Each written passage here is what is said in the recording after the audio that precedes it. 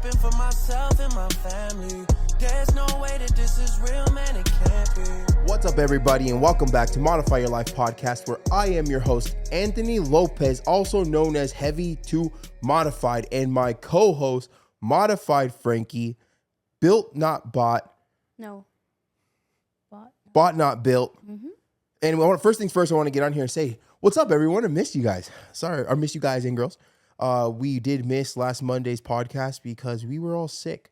We went to California and we thought we were superhumans, which we weren't going to miss it anyways. It was for our godson's birthday party and my sister's Christmas recital. And we don't miss that stuff. So like either way, regardless, but we thought we were good. We were screwed regardless. I went for a mountain bike ride on Sunday, felt amazing, and did way too much. Yep. Team too much is what I did. But I want to say thank you so much for everyone that keep on supporting. Really means a lot. And I will do better. We will do better. I will do better, but she will also do better also. We will sometimes do better. We'll do better on that and be more prepared. We do shoot these as week to week. We do not have like a whole bunch of ahead of them. Yeah, we don't stockpile. Yeah, we don't stockpile just because different topics come up and we actually get the topics from, talking with my online clients and a lot of stuff that goes on in social media, which actually we have the topic and what we want to kind of discuss and go over today on today's podcast. But first things first, don't forget to like this video because it's going to be a good podcast. If you're listening to this podcast, you most likely click because you see me. Because you see Modified Frankie. She's also single, so feel free to go ahead and message her, send her a DM, and I will send you the list of requirements and bills that are needed to be paid. No, I'm just kidding. Imagine someone actually hit you up, but he's always joking about that, so I'm just going to do it. Shoot my shot. Oh, man. People don't be coughing. Sorry, she's sick. But if you click this podcast and you're listening to podcasts, whether it be your first time or you listen every Monday and Friday, appreciate you. Those on YouTube, appreciate you. Spotify, appreciate you. Apple Music, appreciate you. Any other apps that I forgot, I appreciate you. All socials. This topic actually came from one of my online clients, Bryson. I was talking to him today, and I was like, "Hey, man, because we're like being super sick. Like, I refuse to not work, and you know that. You were still on I was on it, like because my clients are winning. They're winning right now, and I'm not just talking about like on the scale. Like I'm talking about the clients are winning mentally, physically, emotionally. And at the end of the year, I know. Shout out to everyone. Shout out to everyone that's winning right now, whether it be on the scale, whether it be financially, whether it be mentally, emotionally, spiritually, financially. all the least. Shout out to you for your winning. Keep going. We're almost there. And then we got a whole nother year to do it again. But, Bryson was saying, he's like, I would love to get your guys' side on, the gastric sleeve, or we'll say weight loss surgery in general.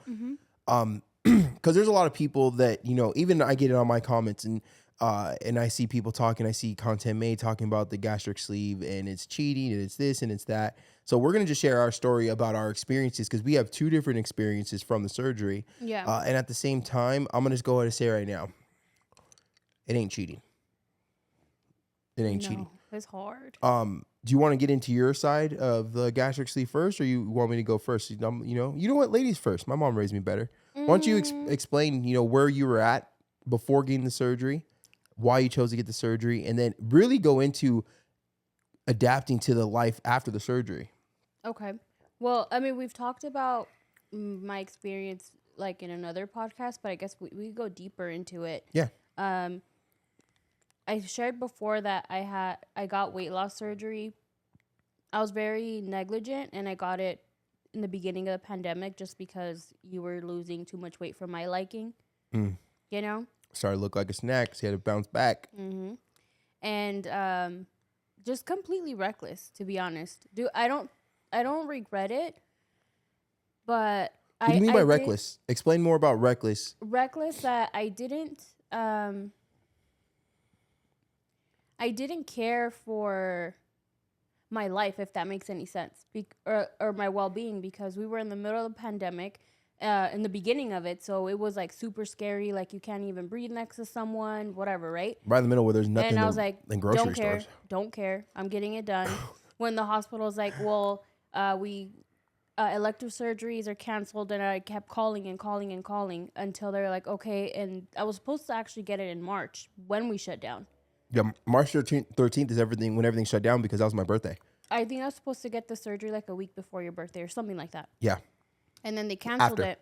Yeah, and I was calling a lot. And then I think in June, they said, okay, we're opening up elective surgeries again. The only caveat is you have to come into the hospital and be by yourself. Quarantine, no one can come with you. And I was like, okay. Psych. And it was my first surgery ever. And I, again, negligent, reckless, didn't care. I was like, sure, I'm going. And you said absolutely not. Psych. So thankfully we were able to pull some strings and you got in there. But You name dropped me. yeah. And I don't even name drop my own self. I'll do it. Yeah, so I did go in with a thought process that a lot of people have, that it is an easy way out. So I thought this is it. I don't really have to do much. It's gonna do the work for me. I have a question. Mm-hmm. So, it would make sense for people out there listening, like, oh, that's an easy way out. It does all the work for you. You don't have to do anything, right? Whatever, right? That's nonsense. Mm-hmm. But you lived with me. You seen everything I was doing, and you still thought it was the easy way out. Like, The thing is, I can't compare myself or anyone to you because you're just a different breed. no, I'm the same. No, you're not. I'm a human. Barely. I'm a human, though. Barely. Okay, I'll take that. The thing is, like, you, when you like decide something, there's nothing that will ever get in the way, and it's like tunnel vision with Shout out to ADHD, baby. That's Lord bless me. I didn't know it. Yeah. So, I mean, I saw the work you were putting in, but again, I didn't think about you and what you were doing, because I was thinking like, oh, he's doing his own thing, and this is just going to be like easy, you know? Yeah. Which a lot of people, that's why we're having this whole, we're sharing our story. The working out, I thought it was, because he's just trying to put on muscle. Oh, damn, no. I did a lot. I had to do a lot more to put muscle on. Yeah. But yeah, no. So, all right. So you get the surgery during COVID. Mm-hmm. I have pictures of that. You look bad. You're down bad. Oh, down bad. Now down bad. Mm-hmm. All right. So explain that week we came home, because I remember all this stuff, but I want you to share it to them, your experience of the surgery. The first month was terrible. It was bad. It was terrible. She was pissed. Yes. You were losing weight, but you were pissed. Yeah. Well, because I do have to say my recovery breeze, right? I had no pain, no nothing. I was able to do all of the things within maybe 5 days. But it's not workout though. Like, well, I mean, I wasn't doing just that because anyway. we don't want anyone to listen to this, like, oh, I'm gonna be good. I'm gonna work out in 5 days and rip a stitch. All the things because I was never working out anyway, Yeah, you didn't work out until this year, right? We try to get you to go to the gym. I a couple dabbled. times. Dabbled. We'll say dabble. Okay, cool. Yeah. But why was it so bad? Why was it so difficult for you to have the Mentally, gastric sleeve? Terrible, because physically I did not have any hunger, but mentally I was hungry from the moment I woke up to the moment I went to sleep. Like, all I would think about was food, even though I couldn't even have it physically. I couldn't even take it in. Yeah, it was just all pureed or liquid. Well, when clear liquids, pureed. thick liquids, and then all the rest. So it's breaking bad habits and not just a surgery.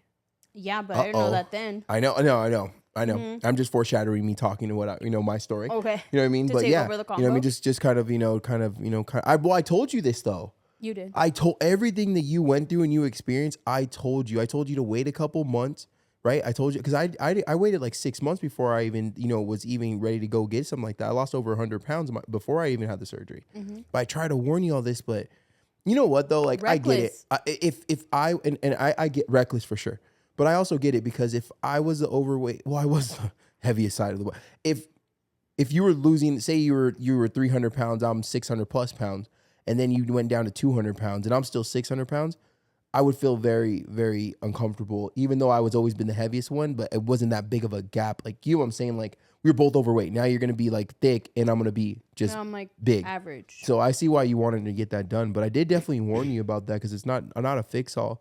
And like, what was that? Like, how? So I didn't deal with that. Mm-hmm. So I'm curious to know, and people out there are curious to know, like, what do you mean you weren't hungry, but yet you're mentally hungry? There is like zero physical hunger. Yeah, especially for the first 2 months. Yeah. Would you say 2 months, 2 or 3 months? I feel like 2 months. Yeah, about a couple months. But what was hard for me is like the first month is the absolute worst because, I can't really generalize it because you're completely different. Well, we're talking about your side. For an entire month, the entire first month, I was in my room.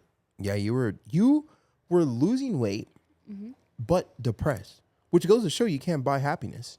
Nope. Right? You can't. Like, you weren't happy. Like, you had a lot of bad habits to break and stuff Yeah, like I didn't that. like get the surgery and come out skinny. No. And I don't understand why people, I don't understand why people think it's a fix-all. But at the end of the day, I see why people think it's a fix-all. Actually, just kind of contradicting myself is because all these doctors go like 99%, 90% success rate, but it's 90% success rate the first For year. the year, yeah. But show me the 2-3 year mark, because if you're not breaking bad habits, and I have clients on the we have clients on the program that have had the weight loss surgery and have gained weight. I have people on the program that had the surgery 4, 5, 6, 7, 8 years ago and are 200 pounds heavier than when they had the surgery.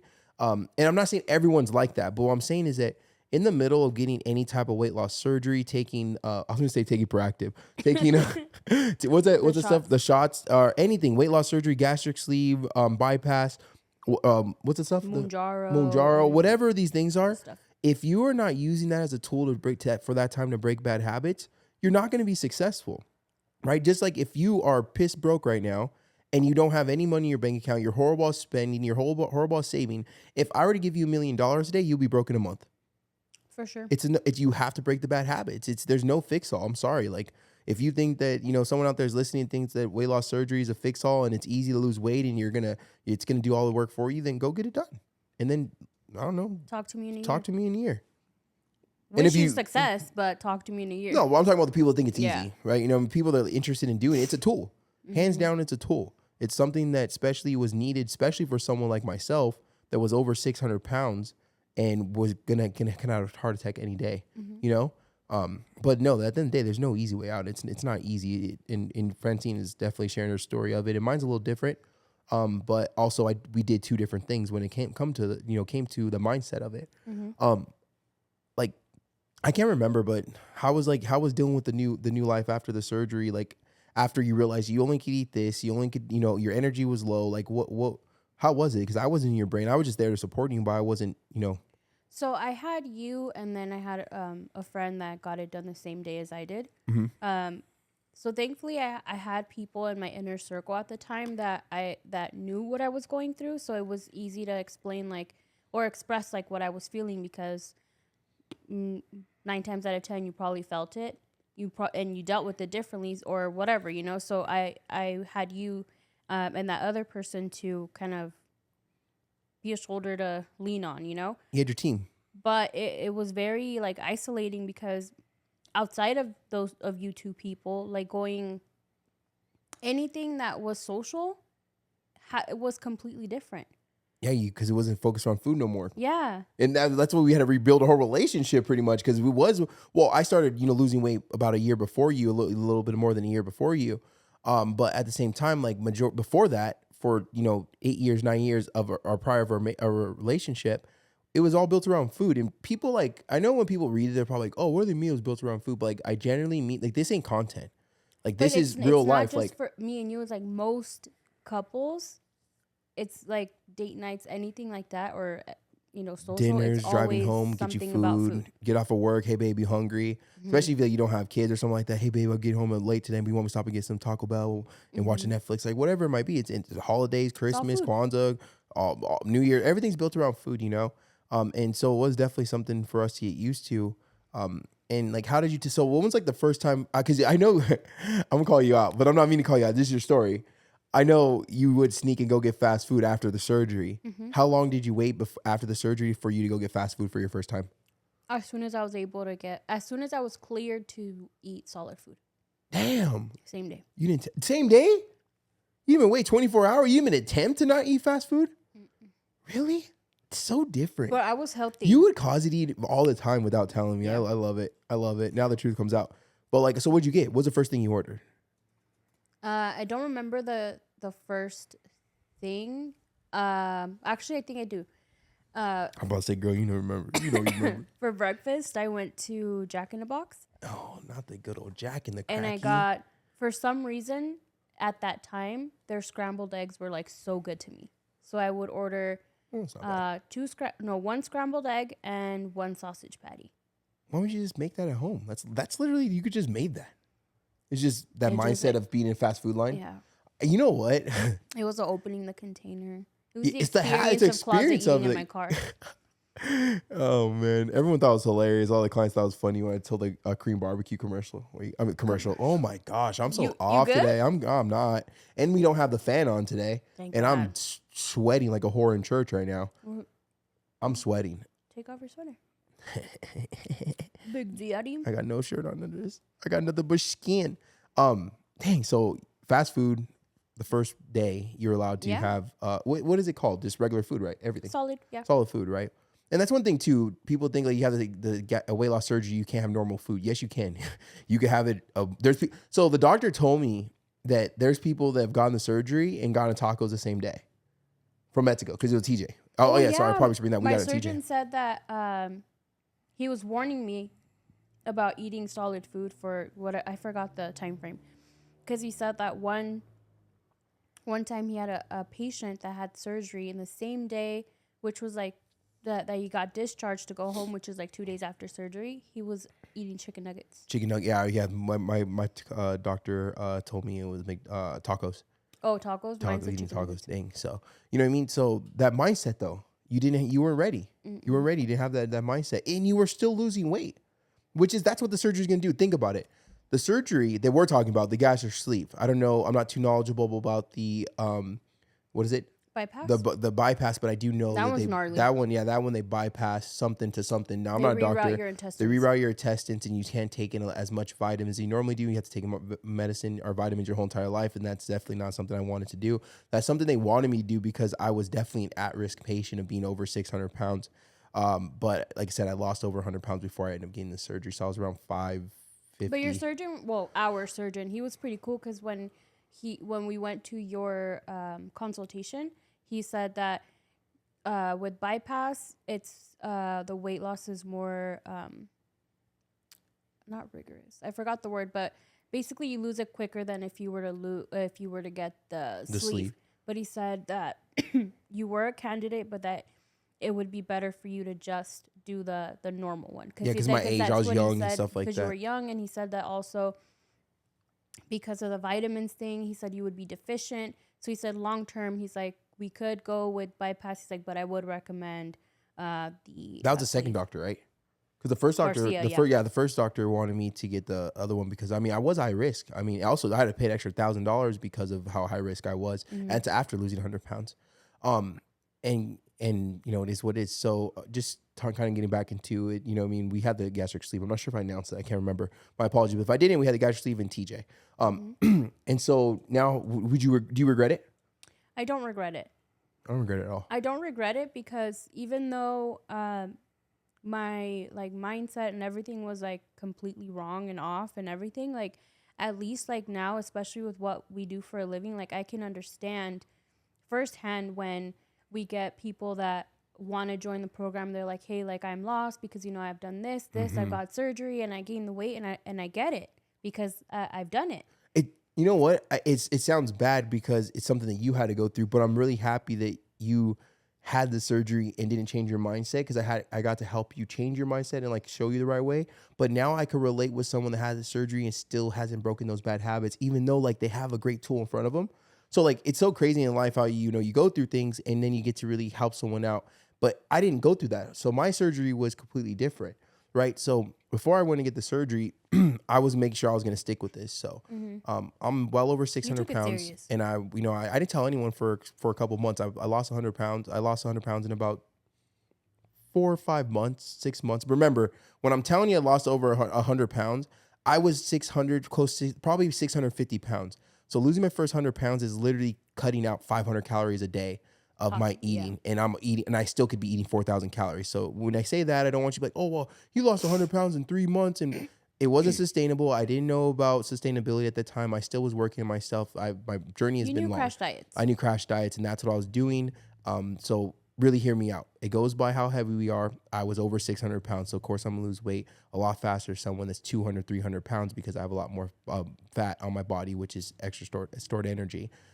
So, remember that when I'm saying this story. So don't go out there like, oh, he did it in 3 months. I could do it in 3 months. I was over 600 pounds. Unless you want to gain be over 600 pounds and lose 100 pounds, don't focus on losing 100 pounds in 3 and 4 months or whatever it was. I'll say 5 months just to be safe.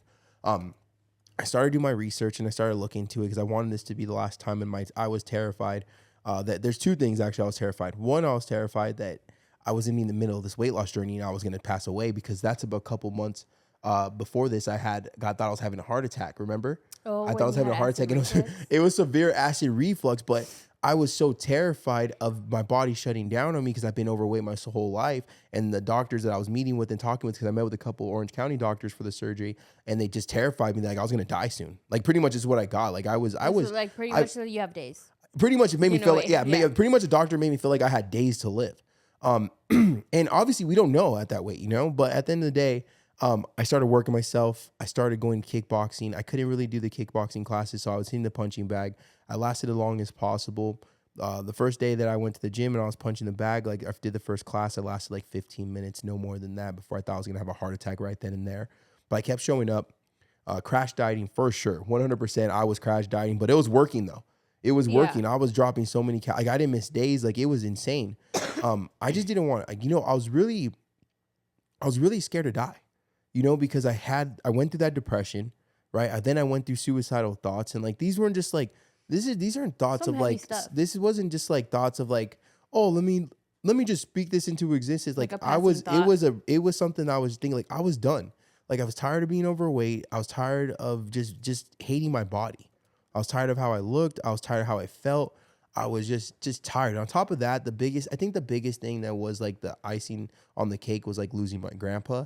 Like that made me just realize, like, even though I'm so close to my family, especially like my mom, and I love my brothers and sisters, but like that was just like, you know, like that was like my rock. So like I was just like, no one's gonna understand me like he would. Mm-hmm. You know, no one's gonna, you know, be able to really understand me like that. So I was just in a very, very bad place. But I kicked it into gear. I decided if I was either going to do this, I was gonna do this right, and I was gonna keep this weight off forever, and I was completely change my life. I was gonna become something that my mom and my brothers and sisters and you are gonna be proud of, or I was gonna end my life. Like I was gonna have control of what I was gonna do. Mm-hmm. And once I had that dream about my, you know, me being in the deathbed and my sister being there by herself, that's when I was like, no. And I knew like that. And I'm not trying to sit here and preach religion because, you know, I'm not like that. I am. No. I believe in what I believe in, and you know, I mean, whatever it is, if you believe in something, I love it. Whatever you believe in. But for me, and for those people out there that are Christian or do believe in, you know, God, like to me, that was my sign, because I've never ever had a dream my little sister in it. Never. Because you don't really dream much, I don't really have a lot. I mean, not that I remember. I had the same scary dreams since I was like 3 or 6 years old. I hate that one. But you know what I mean? So like that was a sign, because I've never had a dream of my sister.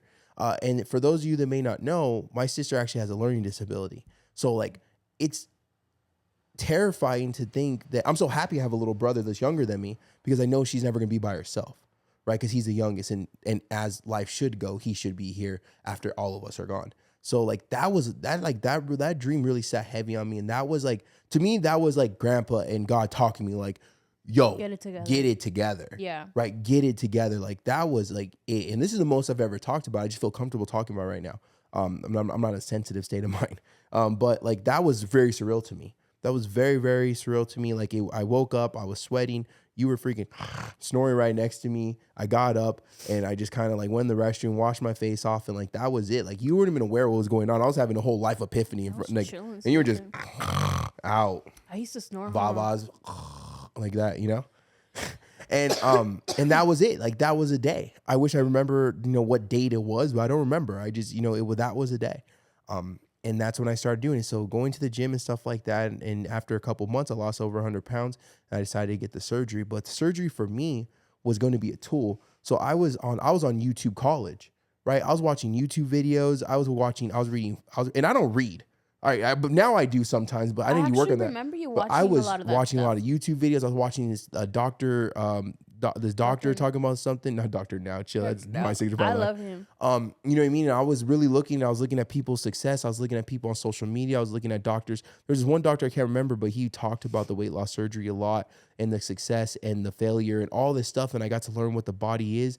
Then I started learning about nutrition, because the doctor said, like, if you're gonna do this and you're gonna be successful, then you need to learn nutrition. You need to learn about your body. And that's what I started doing. I started learning about nutrition. I started learning about portion control. And then I was ready for the surgery. So when I came in, boom, had the surgery, right? Came out. The only thing that sucked from having the surgery is like that gas. I didn't get that. So I did. I was like freaking. I told my mom I regretted it like instantly because I don't like pain. You know me, I'm a sissy when it comes to that. Yeah. And that's the worst part of this whole thing. When I got out and I got out and I started to heal, I came back home from TJ. I was back to work like 7 days later. I was back in the gym a week later, or a week and a half later. Yeah. I was back in the gym. And I was scared. I was all about portion control. I had little glass things. I was eating multiple times throughout the day when I could have the food. I would buy you the little baby You would buy me little baby containers. food containers, and I was do. And for 8 months or 9 months, you know, I was still learning nutrition. I was still working on myself. I was still, you know, it was portion control. I could have fast food. I didn't have fast food for almost a year. And obviously it's not because I couldn't, it's just because I know that I needed to break these habits. I needed to want better for myself and put better food in my body. So I didn't pay $5,000 to put shit in my body again. Right. So that's why I did it. And like, and I'm not trying to make it sound like I'm Mr. Perfect. I still struggled with this. It was very weird to look at a plate and to know that at one point it was like 4,000 calories on this bad boy. And now it's freaking like 600, 500 on a good day on a plate. Right. And now, I don't regret it, but it's definitely a tool. There was a lot of soul searching. There was a lot of habit breaking. There was a lot of separating myself from food is everything to me, because at the end of the day, food is what I went to for comfort, right? Food is what I went to on good days. Food is what I went to on bad days. Food is what I went to on happy days, sad days, depressed days. No matter what type of day it was, I ran to food because I wasn't a big alcohol drinker. I wasn't a big drug user. Mm-hmm. So after about 9 months, I was in the gym. We're in the gym. I was doing 2-a-days every single day. I remember. I was in the gym. I didn't miss morning, afternoon. Jordy was training. That's the time when Jordy started training me. I completely left the other gym.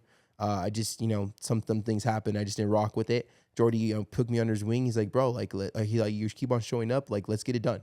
So me and Jordy started training. I was doing 2-a-days. This is before I started learning about, you know, proper working out and rest and stuff like that. I was so stuck in I don't want to be fat.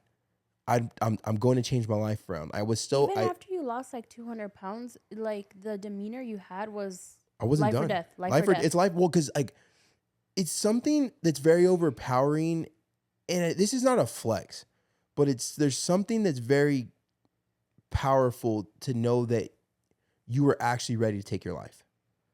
And I'm not flexing, but I also want to share that with anyone that has felt that way or anyone that's had those thoughts. 1, you're worth more than that. 2, I respect life so much more right now because of that. Because like I said, like it wasn't me thinking. It was me, but it wasn't me. It's hard to explain. Like it very was a bitch weird. Voice? No, it wasn't even that. Like I wasn't happy. Okay. Like we can't say it was bitch voice because people that really, you know, do suffer from this stuff. So you can't say that. But at the same time, what I'm gonna say though, it was emotion, it was depression, it was. I felt like I was alone. It was everything that I didn't represent, everything that Anthony Lopez wasn't raised. And because I went through that though, because I never thought I believed in depression before, I thought it was the B voice, right? Thought it was that. But look how like how life works out. I went through my depression. I went through suicidal thoughts, and because of that, I got to help my best friend in some of his worst times. You know what I mean? But if I didn't believe in that, if I did, well, that's where I was getting to. If I never went through that, I wouldn't be able to help him. If I didn't go through that, I wouldn't be able to help my clients now. If I didn't go through everything I've been through on my weight loss journey, what I've learned, the knowledge and sacrifice and discipline and consistency I had to build in my life, then I wouldn't be able to help other people. So it's crazy how life works. But at the end of the day, you got to put yourself in that fire first. You got to walk that walk before you start talking, right? And that's what leads into what I was going to say is that it's not a fix-all. There's still habits that need to be broken, right? There's still soul searching I had to do. There's still separation of a certain relationship with food or relationships in my circle. You know, our relationship even struggled with it because I was on a path and like you weren't stopping me. No one was stopping me. So either you join me or just hop off the train, you know? And because I did all that, fast forward 9 months, me and Jordy were talking. I just didn't feel strong. I was weak. Little Shane, my little brother, threw me around the pool. I saw that. And I didn't like that. I'm used to being the big brother, the strong guy. And that's when I started eating more. Now that was a very big thing to do because that was scary. Because I was like, what if I'm not ready? Like, what if I gain weight? And I talked to you. I was like, I'm kind of scared. That was a decision. So 9 months into it, I started eating more. Stretching it out. And I don't know if like exactly how it happens. Like obviously isn't your stomach an organ? I believe your stomach, or whatever it is, your stomach, huh? It's a muscle. Your stomach's a muscle? I think. Yeah, okay, your stomach's a muscle, so it will stretch. Even having the surgery, your stomach will stretch over time. Mine is just back to not to where it was, because mine was obviously stretched out for It's massive, normal but now. it's normal size. So like I could eat a whole plate of whatever I want, and Francine could eat like a quarter of the plate, or maybe a little more than a Okay, quarter. so like say a large pizza, like if you weren't counting macros or nothing, how much can you smash I can smash a whole box, in one sitting? one sitting. So your I'm stomach's good. back to normal. I'm good. It's already been done before. No, no, I definitely, I probably saw was whole box 8 slices. Yeah. Yeah, I'm good. I smashed that whole burrito the other day, and I was like, oh shoot. But I mean, like I said though, that was because I wanted more for myself. And I wanted to put on muscle. I had a physique I wanted to build, and I don't regret it, but I don't regret stretching my stomach out. I also don't regret having the surgery. But I also don't regret having the surgery because I chose to do the right way. And I knew that it wasn't a fix-all. So many people that have the surgery, and I watch videos of not people that were successful. I watch videos of people that weren't successful with the surgery. And the only source of knowledge I have for like not successful, actually a lot of girls are open talking about that. I didn't see not one YouTube video with a guy talking about his surgery. It was all girls. Embarrassing. So I was taking that knowledge. Shout out to you ladies. Thank you so much. And I knew I wasn't going to be that person, and getting into now what Bryson was talking about is like the people that say it's cheating. Dalton hears it all the time, which is funny is because I actually have to tell people I had the surgery because they don't believe it because the muscle mass. Because if you look at someone that lost 200-300 pounds and just staying in a calorie deficit, not lifting, not getting enough protein in, you're not going to have a lot of muscle because you're going to eat at your muscle.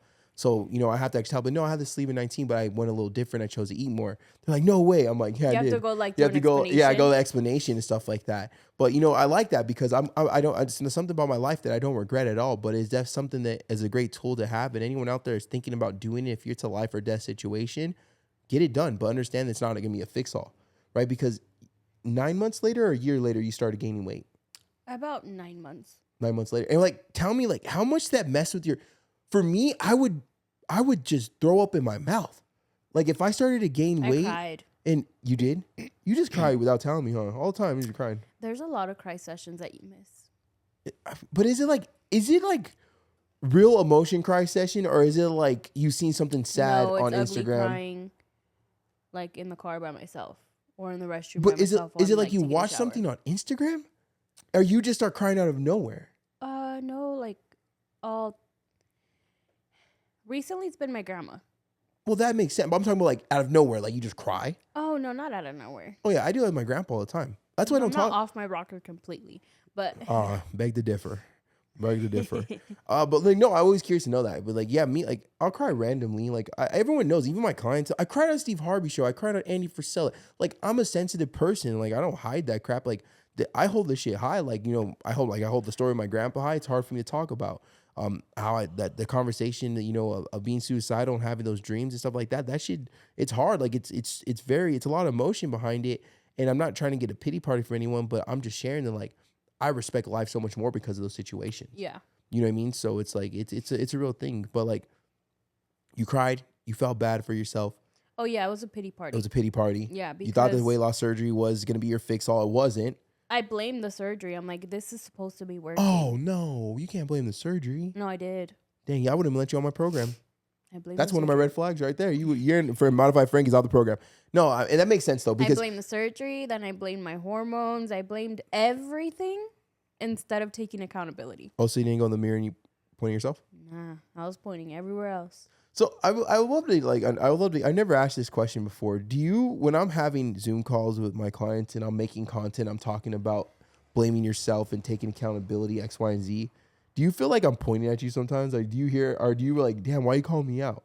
Yeah. Or when I hear your clients, like, they catch themselves, but like they'll complain about certain things. In my mind, I'm like, bitch, same. Yeah, I get it, right? Yeah, Yeah. I always have to step back to the old version of Anthony Lopez and know that I was full of excuses, and I got to show them their excuses, not tell them, because everyone tells people their excuses, right? I like to show my clients that their excuses, and it works because think about it. If you come to me, you're like, hey, AJ, Anthony, I want to lose weight. Cool, join my program. Cool, you're on my program. You're like, okay, well, I only have to get gym only have time to go to gym 3 times a week. Cool. And I'm usually like, no. What do you mean you only have time to go to the gym 3 times a week? No, we're going to go 5 days a week. You need to stop being lazy. You need to understand that this is your life or death. If I'm like that, you're like, well, what the F this guy? He doesn't know my life. But I'm like, hey, okay, we'll start off 3 times in the next couple of weeks to see if we can maybe get one more day in just a walk. And then we keep going from there, right? You know, Or that's take the that's how we stairs work. instead of the And take elevator. exactly Or whatever. park a little further, whatever it might be. Instead of just being in your face. Like I've been told I was fat my whole entire life. Not one doctor showed me how to lose it. He said only after 7. Okay. Don't eat what after 7? You know what I mean? And then that's what I want to kind of lead into the next conversation with this is like, I cannot stand the schooling they have before the surgery. It's like 2-3 hour classes or 2 or 6. Even do that. Yeah, you wouldn't do, well, yeah, if you go to TJ, you don't do this, but like they give them this pamphlet. They have you read a book. They have you go a couple classes, but like, And you do like one like mental evaluation. Like it's way more than that. Like, and I get it. Like the people that are probably coming from a book, but I'm coming from someone that's been obese my whole entire life, who's been made fun of my whole entire life, who's had a bad relationship with food my whole entire life, who's been depressed because of my relationship with food not my whole entire life, but been depressed because of how I look from the eating. And like 2 freaking classes, they're 3 hours, and 1 evaluation is not going to do the job. Like, you need to really teach these people nutrition in a notebook, in a pamphlet. You know what I mean? Like, you got to teach these people nutrition. Like, you need to really show them. You need to help them break bad habits. Like, you need to like really set them with some type of like life coach, someone that's gonna be there for them not only the first week of their or a couple months before their surgery, but therapy, or a couple months after. Yeah, whatever it might be. I say life coach because therapist is like everything in the past trauma into where you're at today. And think about it, how I look at it. Not saying there's no point in having therapists. I think they're amazing people for those who enjoy them. But I kind of look at, I really enjoy being a life coach because I can't fix anything that happened before you existed. I can't fix anything that happened when you're a kid, when you're in junior high, when you're high school, when that girl made fun of you, this guy did this, whatever it might be. But I can help you moving forward on how you feel about those situations and how you moving forward. How we control not letting those situations affect our future, because we really let our past really affect our future so much where we can't grow. Right? Like, think about it. Stay in the right? Same small pot. I didn't have a dad. I didn't have a mom. I didn't this. I didn't that. Well, guess what? I didn't have a dad. You know what I mean? I didn't have a dad growing up. You know what I mean? But guess what? I still made it. Oh man, my mom didn't know teaching nutrition. Well, guess what? My mom didn't teach me nutrition. My mom was a single mom at 18. You know what I mean? Taking care of this gorgeous, beautiful, young, sexy Gerber baby, right? But it's okay. But like, guess what? Even if she didn't do a good job, even if I had the worst mom in the world, even if I was raised into an obese family, even if I was whatever it is, X, Y, Z, Y, and Z, it's still up to you to change it once you realize it's a problem from that day moving forward. And I quickly understood that after years of blaming everything. Yeah. And that's why I'm so understanding. Is because it took me, like I said, years and years of blaming everything and everyone but myself, and false accepting myself and acting like I was happy with everything, and building a Camaro so people wouldn't realize that I was really terrified of my size and I was really insecure, all that stuff.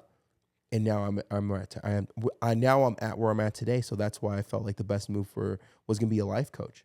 And I'm not saying you're entitled to join my program. Find another life coach. But at the day, I would just really think that if you really do focus on everything in your past and you're letting it really affect your future, you're never going to grow, because you're going to keep going in a circle.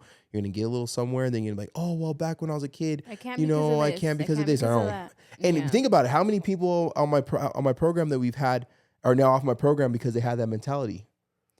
There's been a couple. We got to, like, you have to take accountability in it, no matter what you think about doing, whether it be weight loss surgery or you go in and you go, I hate when they say like, I lost 100 pounds naturally. Okay. I hate that. For some reason it bothers me, like, naturally. Like, what's naturally what? You had to be in a calorie deficit. Mm-hmm. So did people have the gastric sleeve. But it is what it is. It's a forced calorie deficit, but it's only temporary. People will never get that. But I don't know why I hate that. Naturally. It just kind of bothers me. It's like, you lost weight. You lost over 100 pounds. Who cares? You just saved yourself. You added so many years on your life, right? Like, doesn't matter how you lost it. You put in some type of work. Yeah. It's not like you had a liposuction, 100 pounds out of your body. Like, you know what I mean? Like, let's go. Hit me with the little lipo. No. Damn. Nope. But I don't know why that just like triggers me seeing that. I lost 100 pounds naturally. Sorry. Chill. I've been trying so hard to like hold them in. Well, no, you're still sick. So that would make sense that you would be coughing all in our viewers' ears. Sorry, guys. Yeah, disgusting. Anyways, so you don't regret it though? No. So what is like something you would tell to someone that's interested in getting the weight loss surgery, or just, maybe getting the weight loss surgery? I would suggest starting to work on building a better relationship with food. How do you do that? For me would be kind of questioning or really pinpointing what your triggers are. Struggle points. Yeah, the triggers of when do you catch yourself snacking the most? Yeah. Or is it when, you're stressed out?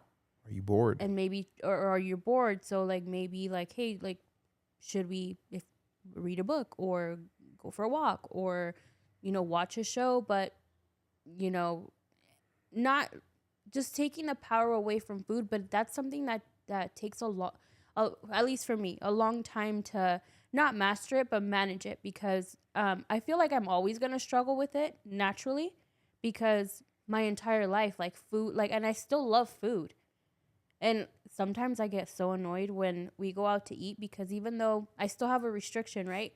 But I'm a foodie where I'd prefer to go out to dinner with 8 different people, so I can try 8 different plates. Yeah, a little bit. You just you like a bite of you like everything. a little snacking on each one of the plates. Yeah. That's something I have to work on still. But it's a long process. I think it's always gonna be something that I'm always gonna keep working on. Yeah. But because you always know how good food tastes. Let's be honest. And I cook good. You food and too. you make delicious food, but it's something about that mindset of having a double bacon cheeseburger from Carl's Jr. compared to making it at home. It just for me, it's completely different. I'd rather have your food. I get annoyed when I don't have my food prep. When we when we go to California, with that last minute trip when everything happened with my father, we weren't prepared for anything. I only took a couple of days meals because that's what's already in the fridge. And we're eating fast food, and we're eating stuff that was normal food, I guess say, but regular oil. My stomach was hurting. I wasn't happy. On top of that, I wasn't happy with the situation. Right. But I wasn't happy in general. So now I feel getting into, when it becomes a life change, because you have to share this too. You don't crave what you used to crave anymore. No, that's because so when we go crazy. on dates now, we're going to get sushi, we're going to get steak, we're going to we're trying really good restaurants. And people But well, quality food. And think about this, for the people that think well, I can't afford, eating expensive restaurants. That's yes, okay. you can. No, that's not true. If you're spending money on fast food every single week, you could afford one nice and if a fancy restaurant isn't $300 a plate. The last place we went to was $89 for the both of us. And we had dessert. And we had dessert. Toffee cake. Chef's kiss. Butter. Oh, butter cake. Was it butter cake? Oh, damn. I know. It was a pumpkin butter. I think it was 900 calories. No, what was it? It didn't count. Oh, okay.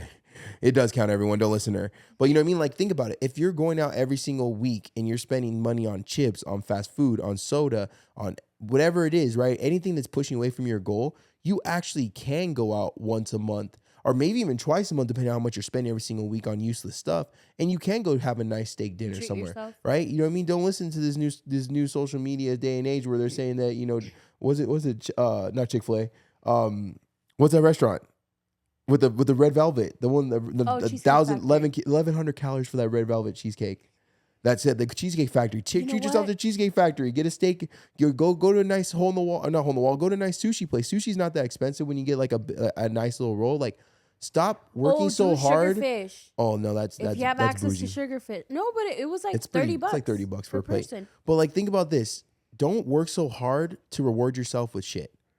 Right? Think about Ooh. it. You're working so hard to eat clean, to make better decisions. So don't hit that 10-pound weight loss mark and go to freaking Jack in the Box. Right? Treat yourself. It's like you working for a company for 10 years and they give you a $25 Amazon gift card. Bro, I'll quit. I'll Keep leave. it. Gone. Nah, $25 you could keep. Yeah, keep it. 25 for 10 years. You know what I mean? So stop working so hard and putting shit in your body. Right? Get out there and try something new. Understand that there's other food out there than $2 menus or $2 things. Try something new. Open up your horizon to new food and a different quality of life. Now, like I said, it doesn't have to be a $300, $200 plate. It doesn't even have to be a $50 plate, right? But go out there when you're working really hard, try some new stuff that's going to be higher in protein. That's going to be better for you. That's not going to be so high processed. It's going to have so much freaking nonsense in it. Really go out there and treat yourself if you're going to do it. right? Because now, like, we crave, when we crave certain different foods, it's never fast food. I think I've been to fast food no more than 5 times in Vegas. We've been here for over a year. Or a year. Actually, this month is a year. No, we just did like a lot of sushi. Was it maybe 5 times? We'll say maybe 5. Because you know what? Well, if we count In-N-Out, it was definitely more than 5 times. But unfortunately, I don't count In-N-Out. Let's say 10 times tops. But I think the a lot hands of down sushi. the most, that we ate was sushi. I want for sushi sure. right now, honestly. You down? I'm down. Hey, cuz starts Monday. But no. But I really wanted to share that, though, because we have 2 different sides of the weight loss surgery. You know, at the end of the day, they're going to be tools. It's not going to be a fix-all. And if you're out there and you're thinking about getting the surgery and you think that, oh, I don't want to do it because, you know, Susan's going to judge me. This is for Fuck your Susan. health. This is for your health. This is for your longevity. This is for your quality of your life. If it's a dire need where you need to get this done and you are that, you know, to that point where your doctor's giving you the option to do it, then get it done, but just don't think it's a fix-all. And for those people out there that are losing weight and trying to frown upon the people who have weight loss surgery, get your head out your ass. You're both in the same boat. You guys both are trying to become healthy. You're trying to become happy. You're trying to build a physique that you want to see. You're trying to look at yourself in the mirror and love yourself even more than you already should love yourself, right? Anyway, no matter how you look at it, whether you're starting at 900 pounds, 600 pounds, or 300, 200, whatever it is, you need to stay in your own lane and focus on yourself and understand that not everyone is in the same boat as you, and you shouldn't be passing judgment on anyone else for the way they're losing their weight. And there's no such way as an easy way out. There's no such way as cheating. It all matters in a calorie deficit, you know? So don't be scared to not get it because of other people's thoughts. Don't be forced to get it just because it's podcast. We're just sharing our story, right? At the end of the day, Francine started to gain weight 9 months after the surgery because she didn't focus on herself and her portion control. Myself, I went differently. But at the end of the day, it all comes down to this. You're going to have to change your life mentally, physically, emotionally, right? Break those bad habits. Stop complaining about things and not fixing it. You're going to have to point the finger at yourself and realize you are the problem. You need to fix it. It's up to you to get yourself out of the hole, and you are worth it to change your life around if you're willing to put in the work. I like that. All this happened for myself and my family. There's no